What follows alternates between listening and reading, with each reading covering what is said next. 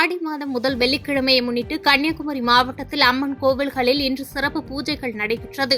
அவ்வகையில் நாகர்கோவில் அருகே அருள்மிகு களியங்காடு சிவன் கோவிலில் அமைந்துள்ள துர்க்கையம்மன் சன்னிதானத்தில் 101 திருவிளக்கு பூஜை நடைபெற்றது. தொடர்ந்து ராகுகால துர்கா பூஜையும் நடைபெற்றது. அதனைத் தொடர்ந்து சிவபெருமானுக்கும் மீனாட்சி அம்மனுக்கும் தீபாராதனைகள் நடைபெற்றது. இதில் ஏராளமான பெண்கள் கலந்து கொண்டு சுவாமியை வழிபட்டனர்.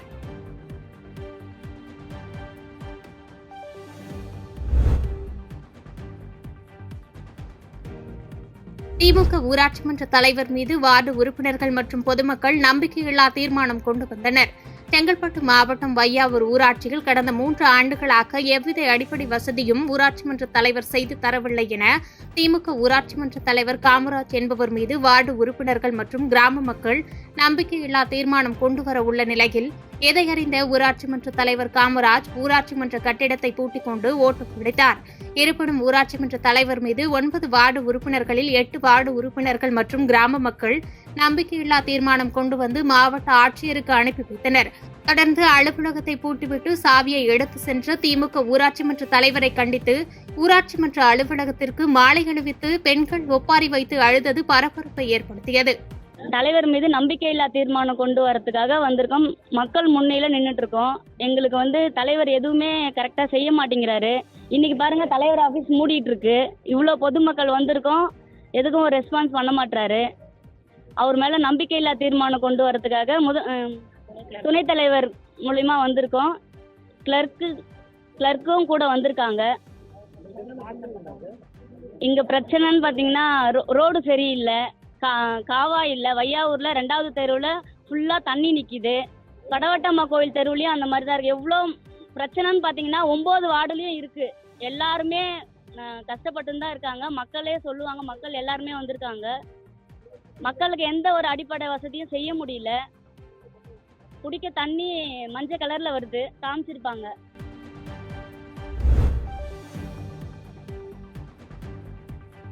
புதுக்கோட்டை மாவட்டம் கரமக்குடி ஸ்ரீ முருகன் கோவிலில் ஆடி வெள்ளிக்கிழமை முன்னிட்டு திருவிளக்கு பூஜை களை கட்டியது. முன்னதாக சிவாச்சாரியர்கள் திருவிளக்கு மந்திரம் முழங்க பூஜையை வழிநடத்தினார். இந்த திருவிளக்கு பூஜையில் கரமக்குடி மற்றும் சுற்றுவட்டார பகுதிகளில் உள்ள 500க்கும் மேற்பட்ட பெண்கள் பங்கேற்று நல்ல மழை பெய்ய வேண்டியும் விவசாயம் செழிக்கவும் உலக ஒற்றுமை வேண்டியும் குத்துவிளக்கேற்றி வழிபாடு செய்தனர்.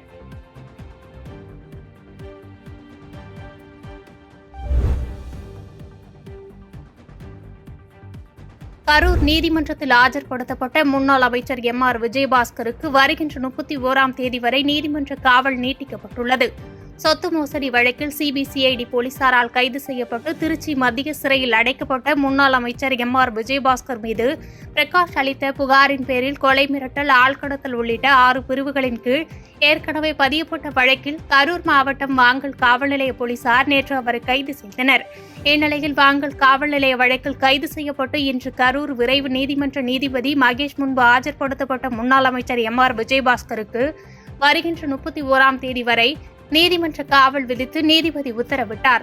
அதைத் தொடர்ந்து எம்.ஆர். விஜயபாஸ்கர் மீண்டும் திருச்சி மத்திய சிறைக்கு அழைத்து செல்லப்பட்டார்.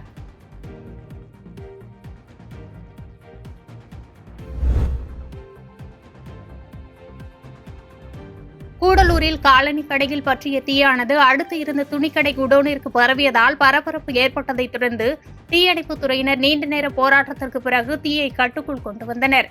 நீலகிரி மாவட்டம் கூடலூர் பகுதியில் ஊட்டி மைசூர் தேசிய நெடுஞ்சாலையில் ரஜினி என்பவர் காலனி கடை ஒன்றை நடத்தி வருகிறார்.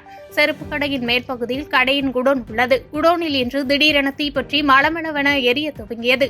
தகவல் அறிந்த தீயணைப்புத் துறையினர் சம்பவ இடத்திற்கு விரைந்து தீயை கட்டுக்குள் கொண்டு வரும் பணியில் தீவிரமாக ஈடுபட்ட நிலையில் அருகில் இருந்த மாசாணி துணிக்கடை குடோனிலும் தீப்பற்றி எரிய துவங்கியது. தீ விபத்து காரணமாக 3 கடைகள் தீக்கு இரையாகிய நிலையில் தீப்பற்றியதற்கான காரணம் குறித்து கூடலூர் காவல்துறையினர் விசாரணை மேற்கொண்டு வருகின்றனர்.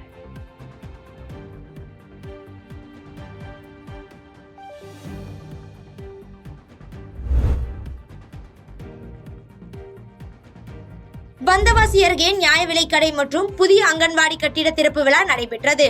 திருவண்ணாமலை மாவட்டம் வந்தவாசி அடுத்த கீழ்நர்மா ஊராட்சியில் 15 லட்சம் ரூபாய் மதிப்பீட்டில் புதிய அங்கன்வாடி கட்டிடம் மற்றும் சட்டமன்ற உறுப்பினர் தொகுதி மேம்பாட்டு நிதியில் 15,50,000 ரூபாய் மதிப்பீட்டில் நியாய விலை கட்டிடம் ஆகியவற்றை நாடாளுமன்ற உறுப்பினர் MS தரணிவேந்தன் மற்றும் சட்டமன்ற உறுப்பினர் S அம்பேத்கர் திறந்து வைத்தனர். இந்நிகழ்ச்சியில் அரசு அதிகாரிகள் மற்றும் கட்சி உறுப்பினர்கள், ஆசிரியர்கள் மற்றும் மாணவர்கள் கலந்து கொண்டனர்.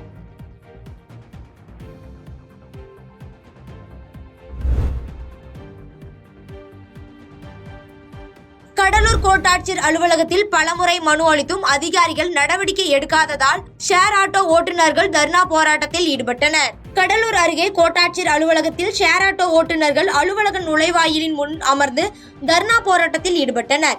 இதில் சவாரி மட்டுமே செய்யும் நிலையில் உள்ள அப்பே ஆட்டோக்கள் டிக்கெட் போட்டு பொதுமக்களை ஏற்றிச் செல்கின்றனர். இதனால் ஷேர் ஆட்டோ ஓட்டுநர்கள் 1 கிலோமீட்டருக்கு 1 ரூபாய் என டிக்கெட் போட்டு சவாரி செய்யும் உரிமை பாதிக்கப்பட்டு வாழ்வாதாரம் கேள்விக்குறியாக உள்ளதாகவும், கடலூர் மாவட்டத்தில் ஷேர் ஆட்டோக்களுக்கு தனி வழியை ஏற்படுத்தி தர வேண்டும், கடலூர் பேருந்து நிலையத்திலேயே ஷேர் ஆட்டோக்கள் இயங்க அனுமதி வழங்க வேண்டும் போன்ற கோரிக்கைகளை வலியுறுத்தி பலமுறை அரசு அதிகாரிகளுக்கு மனு கொடுத்தும் இதுவரை எவ்வித நடவடிக்கையும் எடுக்காத அதிகாரிகளை கண்டித்து போராட்டத்தில் ஈடுபட்டனர். இதனையடுத்து கோரிக்கைகள் மீது உரிய நடவடிக்கை எடுப்பதாக அதிகாரிகள் தெரிவித்ததை தொடர்ந்து தர்ணா போராட்டத்தில் ஈடுபட்டவர்கள் கலைந்து சென்றனர்.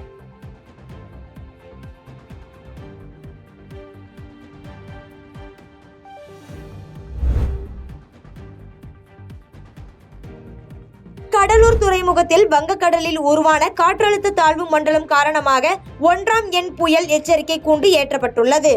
வங்கக்கடலில் இன்று காலை 8:30 மணியளவில் பூரி, கோபால்பூர், பாரதீப் மற்றும் கலிங்கம்பட்டினத்தில் காற்றழுத்த தாழ்வு நிலை உருவானது.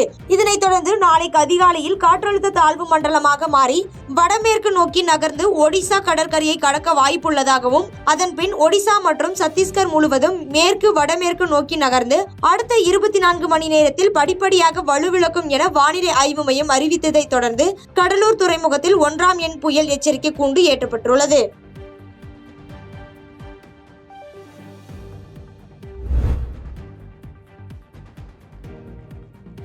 திருநெல்வேலியில் காரையாறு சொரிமுத்தையனார் கோயில் ஆடி அமாவாசை திருவிழா ஆலோசனை கூட்டம் நடைபெற்றது.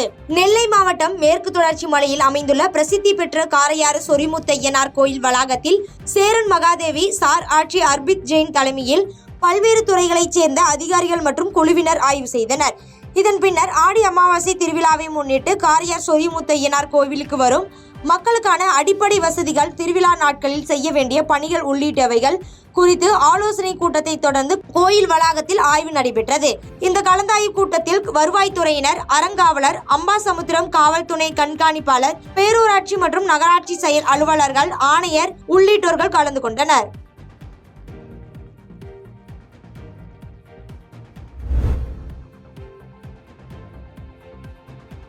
சென்னை மற்றும் ஆந்திர கடல் பகுதியில் நிலவும் பதட்டமான சூழ்நிலையை கருத்தில் கொண்டு புதுச்சேரி, காரைக்கால் மீனவர்களுக்கு மீன்பிடிக்க செல்ல வேண்டாம் என மீன்வளத்துறை சார்பாக அறிவுறுத்தப்பட்டிருக்கிறது. புதுச்சேரி மாநிலத்தைச் சேர்ந்த மீன்பிடி விசைப்படகுகள் மூலம் மீனவர்கள் சமீபத்தில் சென்னை காசிமேடு பகுதியில் மீன்பிடித்துக் கொண்டிருந்த போது காசிமேடு மீனவர்கள் சிறைபிடிக்கப்பட்டு இரு மாநில அதிகாரியின் பேச்சுவார்த்தைக்கு பின்னர் விடுவிக்கப்பட்டனர். இந்நிலையில் மீன்வளத்துறை சார்பில் மீன்வளத்துறை இயக்குனர் இஸ்மாயில் தலைமையில் மீனவர் சங்க நிர்வாகிகளுடன் ஆலோசனை கூட்டம் நடைபெற்றது. இதில் சென்னை மற்றும் ஆந்திர கடல் பகுதியில் நிலவும் பதட்டமான சூழ்நிலையை கருத்தில் கொண்டு புதுச்சேரி, காரைக்கால் பகுதியைச் சேர்ந்த அனைத்து மீனவர்களும் அப்பகுதிகளுக்கு மீன் பிடிக்க செல்ல வேண்டாம் என புதுச்சேரி அரசு மீன்வளத்துறை அறிவுறுத்தியுள்ளார்கள். பாதகம் செய்பவரை கண்டால் நாம் பயங்கொள்ளலாகாது பாப்பா, மோதி மிதித்து விடு பாப்பா, அவர் முகத்தில் உமிழ்ந்து விடு பாப்பா. அண்மை செய்திகளை உடனுக்குடன் தெரிந்து கொள்ள இணைந்திருங்கள் இயம்நாடு தொலைக்காட்சியுடன்.